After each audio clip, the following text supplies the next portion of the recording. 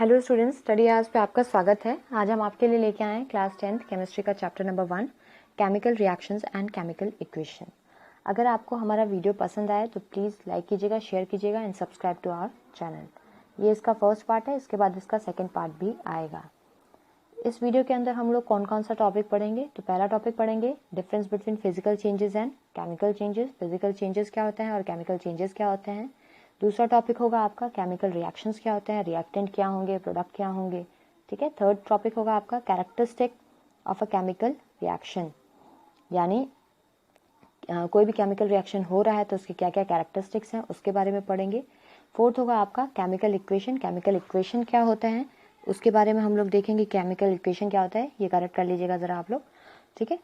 Next होगा आपका types of chemical equations, कितने टाइप के केमिकल इक्वेशंस होते हैं उनके बारे में पढ़ेंगे और किस तरह से किसी केमिकल इक्वेशन को बैलेंस करते हैं उसके बारे में देखेंगे। चलिए एक एक करके हम लोग स्टार्ट करते हैं। पहला है आपका difference between physical changes and chemical changes. Physical changes क्या होते हैं और केमिकल चेंजेस क्या होते हैं, उनके बीच में क्या डिफरेंस है इसके बारे में पढ़ना है। तो पहला पॉइंट है physical changes are reversible. Physical जो चेंजेस होते हैं वो रिवर्सिबल होते हैं। इसका मतलब कि आप इसको उल्टा कर सकते हैं। एक एग्जांपल लेते हैं, जैसे कि आइस है आपका, उसको जब हम लोग मेल्ट करते हैं तो वो कन्वर्ट होता है वाटर में। अब वाटर को वापस आइस में हम लोग कन्वर्ट कर सकते हैं कैसे, उसको जब हम लोग फ्रीज कर देंगे तो वही वाटर वापस आपका आइस में कन्वर्ट हो जाएगा। तो इस तरह का जो भी चेंज हो रहा है, यानी आइस वाटर में या वाटर आइस में, तो इस चेंज को हम लोग कौन सा चेंज कहेंगे, फिजिकल चेंज कहेंगे। ठीक है। Chemical changes are irreversible. Chemical changes irreversible क्यों होते हैं? जैसे कि मान लीजिए, जस्ट फॉर एग्जांपल, आपने आटे का रोटी बनाया। ठीक है। आटे का आपने क्या बनाया, रोटी बनाया। अब रोटी को वापस आटा बनाना इज नॉट पॉसिबल ना, तो ये एक तरह से इरिवर्सिबल हो गया, जिसको आप लोग उल्टा नहीं कर सकते हैं, तो वो क्या हो गया, इरिवर्सिबल हो गया। ठीक है। सेकेंड पॉइंट है no new product is formed, यानी यहाँ पे कोई नया प्रोडक्ट नहीं बनता है। जैसे कि जो पहले एग्जाम्पल हम लोगों ने लिया था आइस से वाटर में कन्वर्ट होना, तो आइस जो है वो भी, उसमें भी H2O का मॉलिक्यूल है और वाटर है उसमें भी क्या है, H2O का मॉलिक्यूल है। तो ये क्या हुआ है आपका, वापस कन्वर्ट नहीं हुआ है। ठीक है। जो मॉलिक्यूल था वो एज इट इज है, आपका वाटर का ही मॉलिक्यूल है, कोई नया प्रोडक्ट यहाँ पे नहीं बना है, दोनों में H2O मॉलिक्यूल ही है। लेकिन वही अगर केमिकल चेंजेस देखते हैं तो इसमें क्या होता है, नया प्रोडक्ट बन जाता है, पुराना प्रोडक्ट आपका नहीं रहता है, मॉलिक्यूल जो होते हैं वो चेंज हो जाते हैं। ठीक है। थर्ड पॉइंट है आपका no new bonds are formed.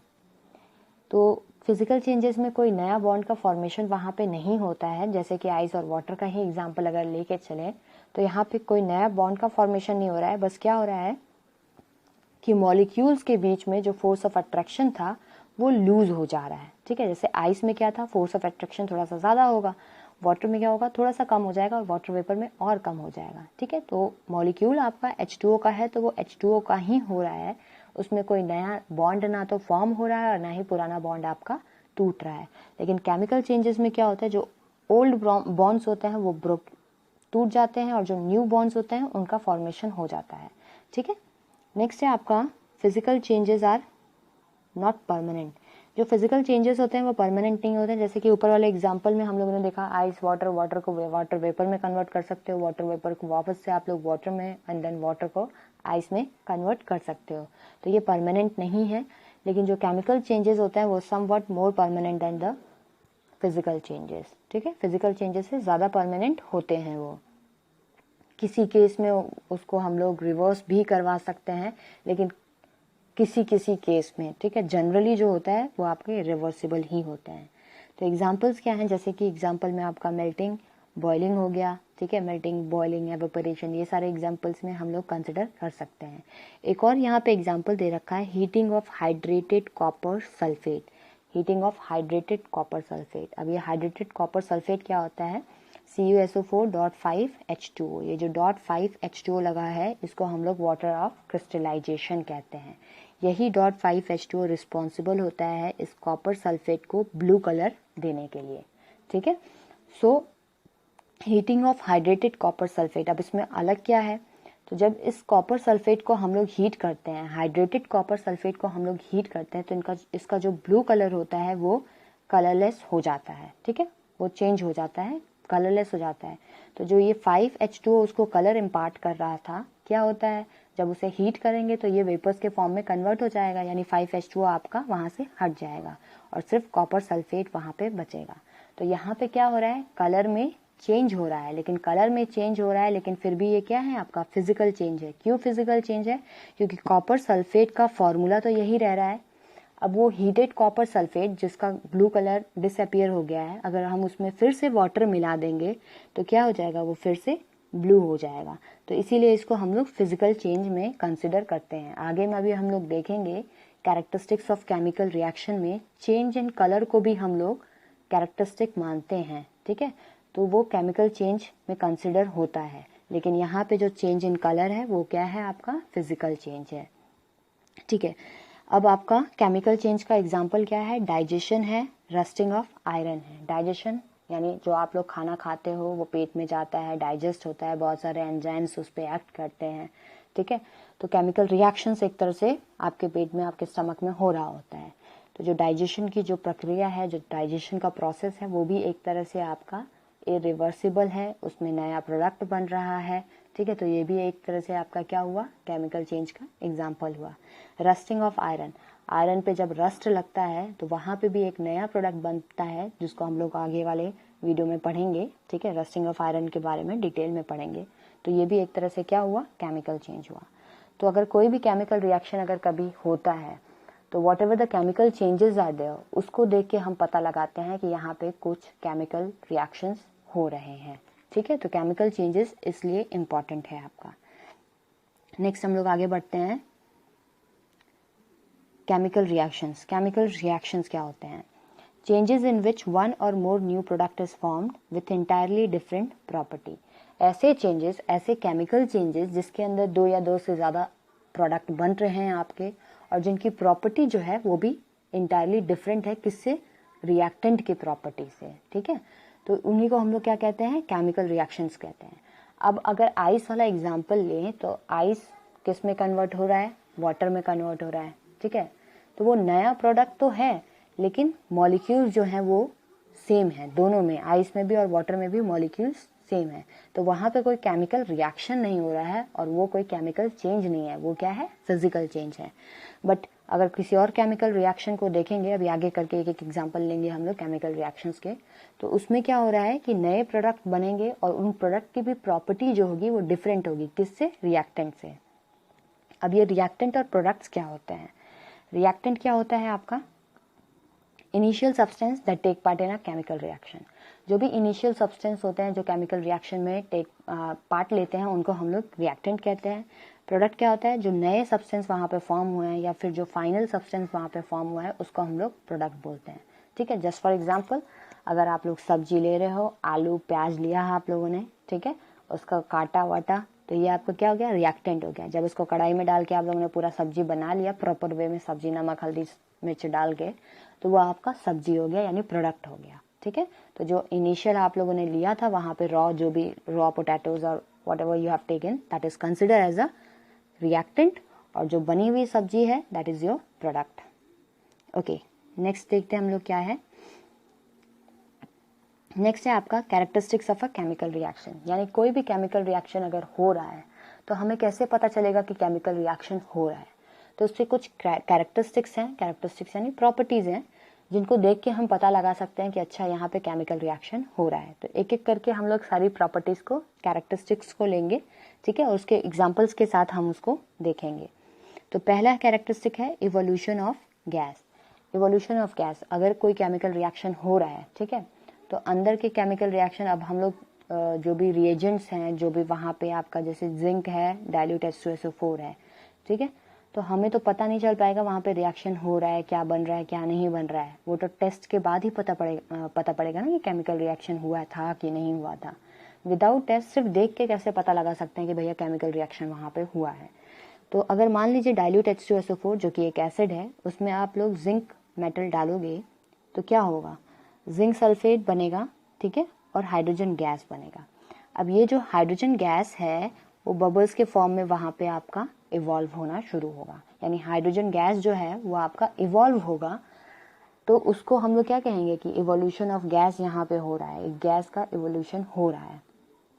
अब कैसे पता चलेगा कि वो हाइड्रोजन गैस है? तो उसके लिए भी टेस्ट होता है कि कहीं पे भी अगर हाइड्रोजन गैस इवॉल्व होता है तो बर्निंग कैंडल उसके मुंह के पास लेके जाते हैं तो वो पॉप साउंड के साथ बर्न करेगा। हाइड्रोजन गैस आप लोग को पता है एज अ फ्यूल यूज होता है, ठीक है। तो जो भी हाइड्रोजन गैस इवॉल्व हो रहा है वहाँ पे अगर बर्निंग कैंडल लेके जाएंगे तो वो पॉप साउंड के साथ बर्न करेगा, तो हमें पता लग जाएगा कि जो गैस इवॉल्व हो रही है वो कौन सी है, हाइड्रोजन गैस है। अब देखिए केमिकल रिएक्शन को रिप्रेजेंट करने का तरीका क्या है। ये जिंक जो है आपका सॉलिड है, तो इसीलिए यहाँ पे विद इन ब्रैकेट सॉलिड करके लिखा हुआ है। H2SO4 आपका डाइल्यूट है, दैट मीन्स एक्वस होगा, ठीक है। एसिड है तो पता है कि लिक्विड फॉर्म में ही होगा, तो यहाँ पे आप चाहो तो एक्वस लिख सकते हो।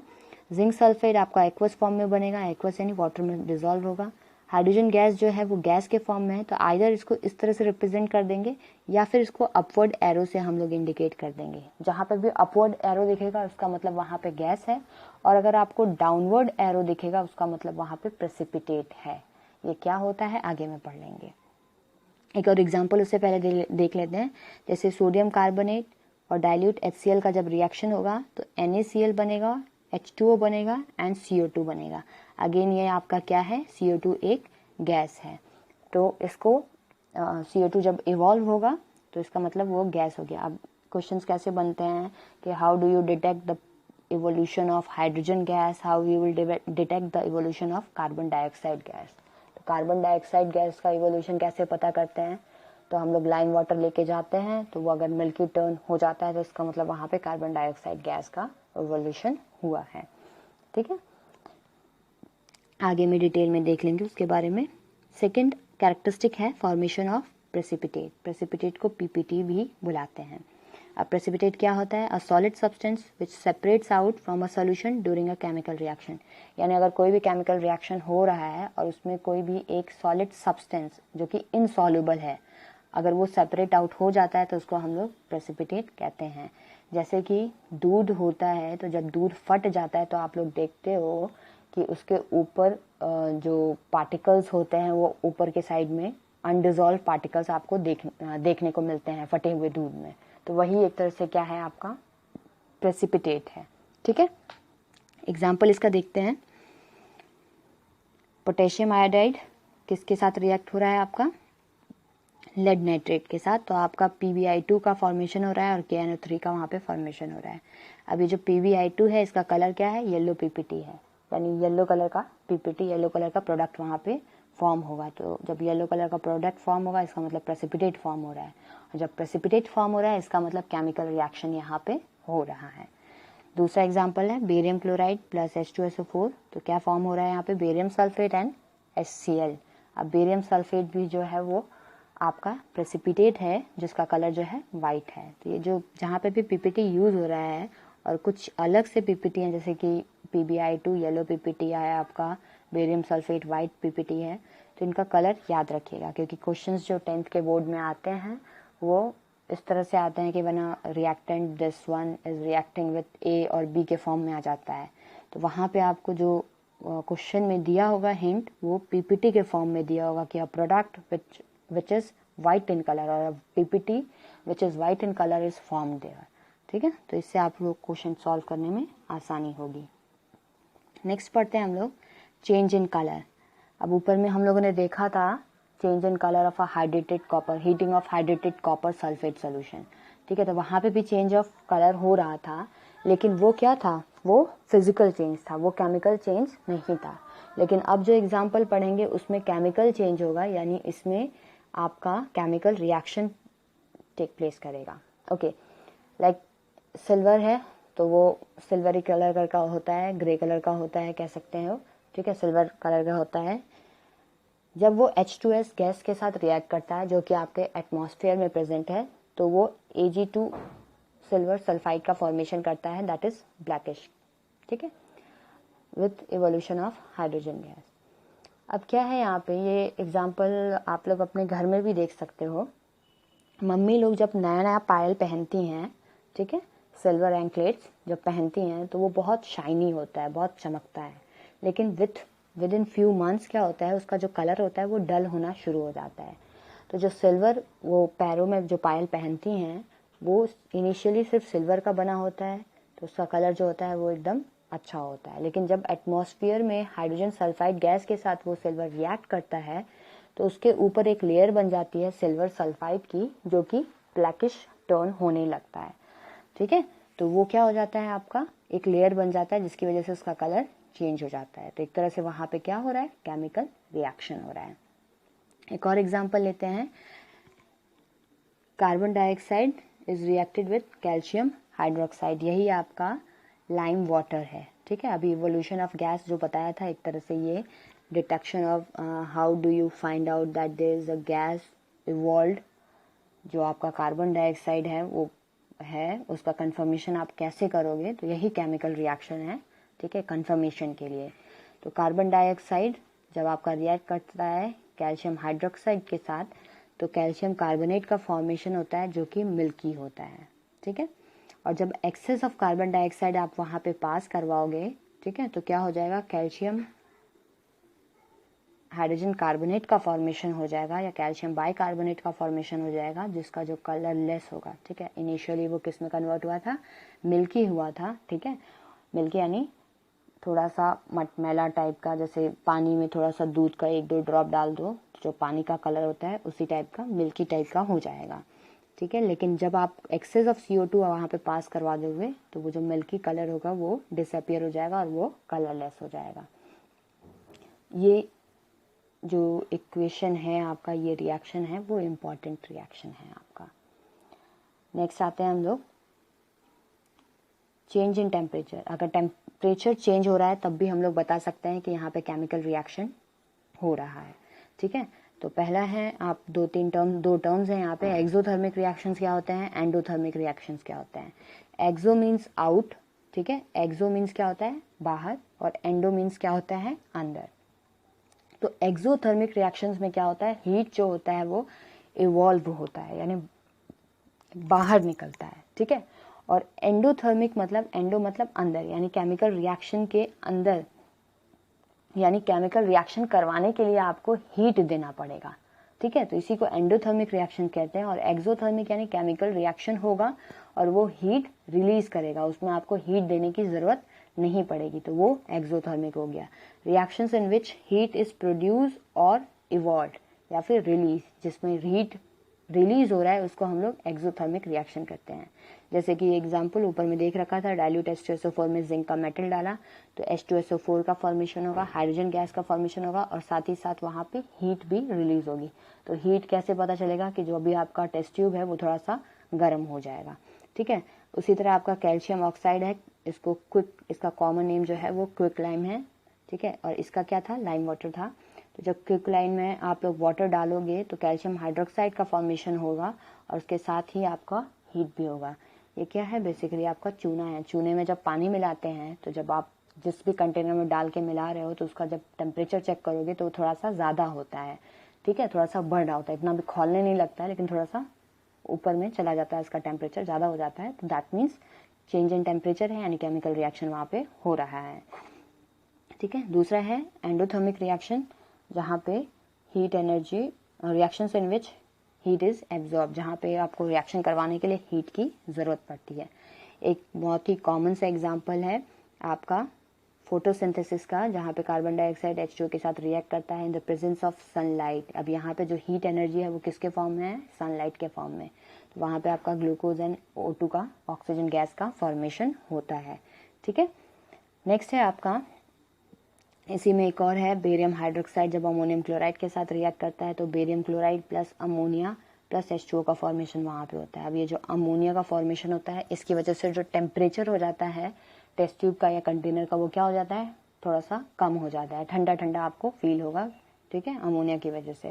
तो इसका मतलब टेम्परेचर कम हो रहा है, इसका मतलब वो एंडोथर्मिक रिएक्शन है, यानी केमिकल रिएक्शन वहाँ पे हो रहा है।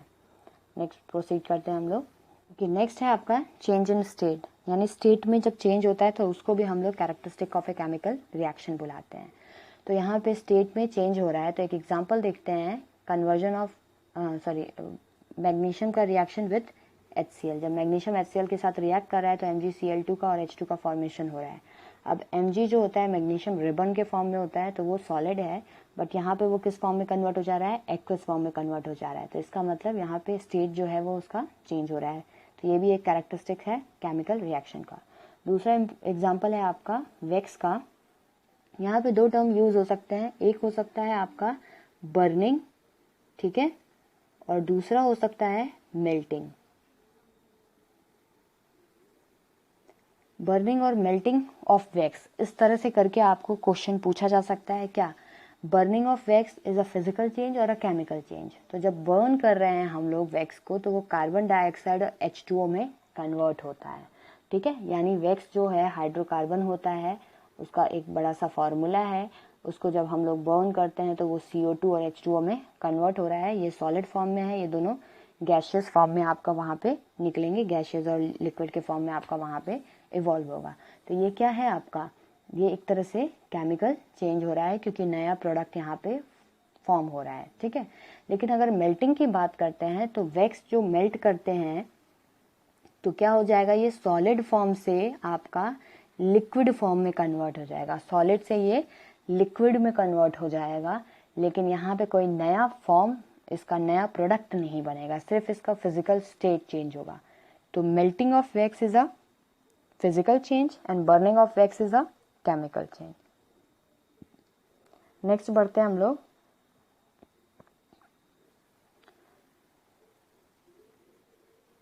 Chemical equations. केमिकल इक्वेशंस क्या होते हैं, symbolic representation of a chemical reaction is called as chemical equation. अब इतने बड़े बड़े केमिकल रिएक्शंस होते हैं, तो उन सबको उतने पूरा नाम लिख लिख के रिप्रेजेंट करना तो इज नॉट पॉसिबल। तो उन लोग को सिंबल्स के फॉर्म में जो रिप्रेजेंट हम लोग करते हैं, उसी को केमिकल इक्वेशंस कहते हैं, ठीक है। तो कितने टाइप्स ऑफ केमिकल इक्वेशंस होते हैं, 3 types of chemical equations are there. First one is word chemical equation, यानी जब हम लोग वर्ड्स के फॉर्म में लिखते हैं तो उसको वर्ड केमिकल इक्वेशन बोलते हैं। जैसे कि यहाँ पे लिख रखा है oxygen plus magnesium gives you magnesium oxide. तो जब इस फॉर्म में लिखते हैं तो ये आपका वर्ड केमिकल इक्वेशन हो जाता है। ये छोटे बच्चों के लिए रहता है, ठीक है, क्योंकि उन लोग को सिंबल नहीं पता होता है, आप लोग को सिंबल पता है। जो स्केलेटल होता है उसमें Mg प्लस O2 MgO इस तरह से करके लिख देते हैं। अब ये जो है वो बैलेंस केमिकल इक्वेशन नहीं है। जो थर्ड वाला इक्वेशन होता है वो बैलेंस केमिकल इक्वेशन होता है। मतलब जो number of reactant, number of atoms हैं मैग्नीशियम के रिएक्टेंट साइड में, उतने ही नंबर ऑफ एटम्स होंगे मैग्नीशियम के प्रोडक्ट साइड में। जो नंबर ऑफ एटम्स हैं ऑक्सीजन के रिएक्टेंट साइड में, exactly same number of oxygen will be present on the product side, ठीक है। तो जो नंबर ऑफ एटम्स हैं रिएक्टेंट साइड में will be equals to the number of atoms on the product side. तो इसी को हम लोग एक बैलेंस केमिकल इक्वेशन बोलते हैं। अब हमें बैलेंस केमिकल इक्वेशन की क्या जरूरत पड़ती है, तो अभी आगे वाली नेक्स्ट वाली स्लाइड में हम लोग देखेंगे, ठीक है। तो 3 टाइप्स ऑफ केमिकल इक्वेशन होती है। फर्स्ट होता है word chemical equation, second one is skeletal chemical equation and the third one is balance chemical equation. Skeletal और बैलेंस वाला आप लोग यहाँ पे यूज करते हो। स्केलेटल को बैलेंस करके हम लोग बैलेंस केमिकल इक्वेशन बनाते हैं, ठीक है। अब बैलेंस केमिकल इक्वेशन की जरूरत क्यों पड़ती है, तो क्यों पड़ती है, तो आप लोगों ने एक 9th क्लास में पढ़ा होगा कंजर्वेशन ऑफ मास। यानी जितना प्रोडक्ट रिएक्टेंट का मास होता है उतना ही आपका प्रोडक्ट का मास होता है। रिएक्टेंट के जो मास होता है उसको ना तो आप लोग क्रिएट कर सकते हो और ना ही उसको डिस्ट्रॉय कर सकते हो। यही है आपका कंजर्वेशन ऑफ मास। यानी रिएक्टेंट के साइड में जितना भी आइटम्स होंगे उतने ही आपके प्रोडक्ट के साइड में भी होने चाहिए, ठीक है। तो कंजर्वेशन ऑफ मास की वजह से हम लोग को केमिकल इक्वेशंस को बैलेंस करने की जरूरत पड़ती है। तो ये भी क्वेश्चन आपका बन सकता है, why it is necessary to balance a chemical equation. So किस लिए, due to conservation of mass. Okay, तो एक इक्वेशन लेते हैं, zinc plus H2SO4 gives you ZnSO4 plus H2, zinc sulphate plus H2। अब इसमें हम लोग चेक करते हैं कि whether the chemical equation is balanced और नॉट। किस तरह से चेक करेंगे, बॉक्सेस बना लेंगे आप लोग, यहाँ पे एलिमेंट के नाम, यहाँ पे number of atoms on the reactant side, यहाँ पे number of atoms of product के साइड में जितने भी हैं, ठीक है। एक एक करके हम लोग सारे एलिमेंट्स को देखेंगे और उनके नंबर्स काउंट करेंगे। सबसे पहले है आपका जिंक। रिएक्टेंट साइड में देखिए जिंक कितना है, तो यहाँ पे आपका 1 जिंक है, ठीक है। प्रोडक्ट साइड में भी आपका 1 जिंक है, मतलब जिंक आपका जो है वो बैलेंस है। फिर हम लोग सल्फर को चेक करेंगे, सल्फर 1 है रिएक्टेंट साइड में, प्रोडक्ट साइड में भी 1 है, यानी सल्फर भी बैलेंस है। देन ऑक्सीजन देखेंगे, ऑक्सीजन यहाँ पे 4 है, यहाँ पे भी 4 है, यानी ऑक्सीजन भी बैलेंस है। And the last one is hydrogen. Hydrogen भी देखिए आप लोग, रिएक्टेंट साइड में 2 है और प्रोडक्ट साइड में भी आपका 2 है, यानी जितने number of atoms of each element यहाँ पे रिएक्टेंट साइड में है उतने ही आपके प्रोडक्ट साइड में। तो ये जो केमिकल इक्वेशन है, ये कैसा केमिकल इक्वेशन है? एक बैलेंस केमिकल इक्वेशन है। ठीक है, अब एक अनबैलेंस केमिकल इक्वेशन देखते हैं और उसको बैलेंस करने की कोशिश करते हैं। देखिए N2 + H2 gives you NH3, formation of ammonia यहाँ पे दे रखा है। अब इसमें हम लोग चेक करते हैं weather the chemical equation is balanced और अनबैलेंस्ड।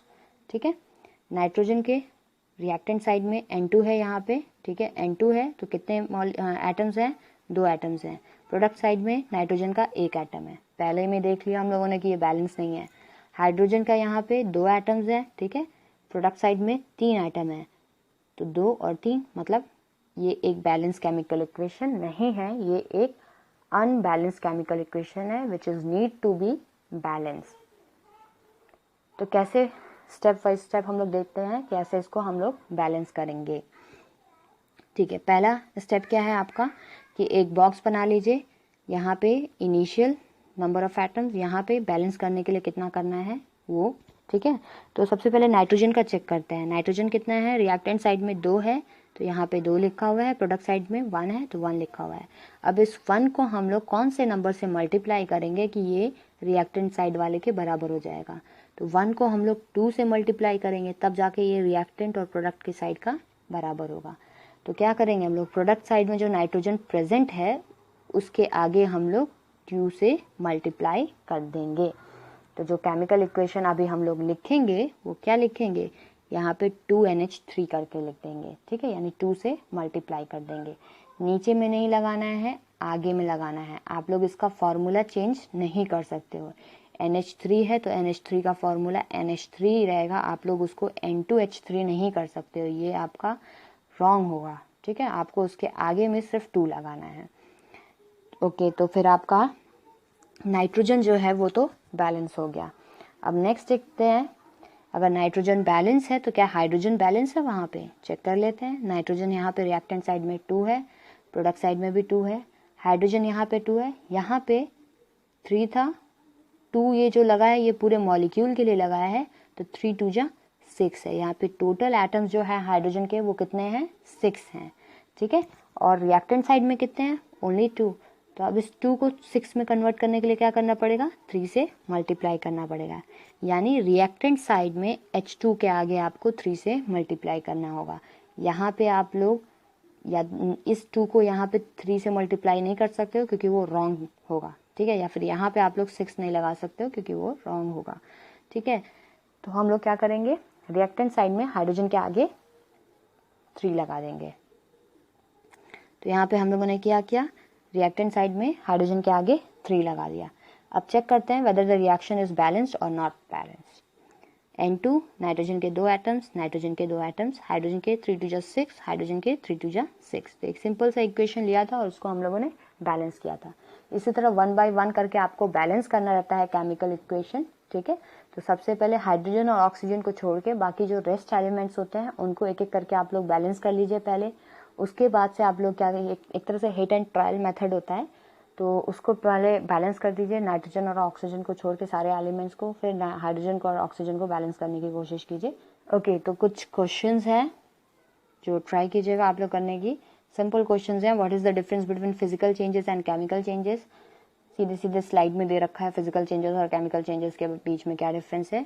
दूसरा है what are the characteristics of a chemical reaction, chemical reactions के क्या क्या कैरेक्टरिस्टिक्स होते हैं विथ एग्जाम्पल एंड 2 एग्जाम्पल्स याद रहने चाहिए, क्योंकि अगर बोर्ड के एग्जाम्स में आपसे पूछे जाते हैं तो characteristics of a chemical reaction तो सिर्फ 5 कैरेक्टरिस्टिक्स लिखने से नहीं होता है।